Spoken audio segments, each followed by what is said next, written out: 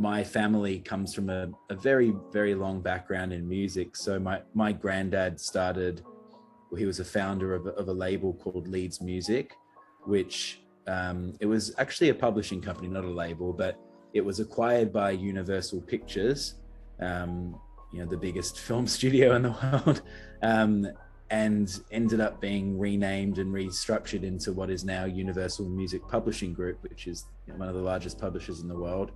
And so he was the chairman of that company up until the day he died in the year 2000. And along the way, he picked up, management clients as well, people like Tom Jones and folks like that. And he was also the head of the PRS, which is a collection society. So every country in the world has collection societies that basically collect royalties on behalf of musicians and pay them forward. And he was the head of the biggest one in England, or maybe I think the only one in England. So yeah, we had a family that was sort of entrenched in music, and my father as well, carried on that legacy.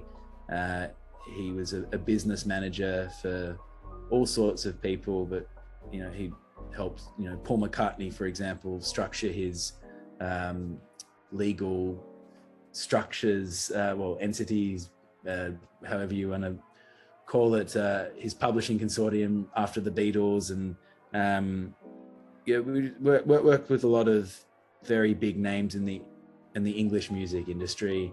And so when I was born into this world, that was just there, it wasn't unusual for us to be in rooms with quite influential musicians or sit in boardrooms while decisions were made about what single should be certain artists' next track.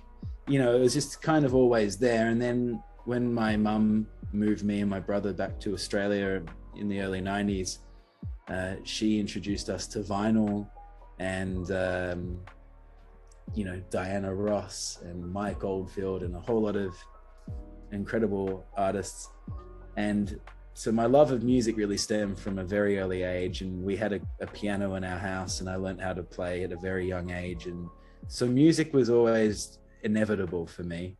There was no way that I would ever grow up and not be involved in the business of music, whether it be as a creative or as an executive, and as it happens, both.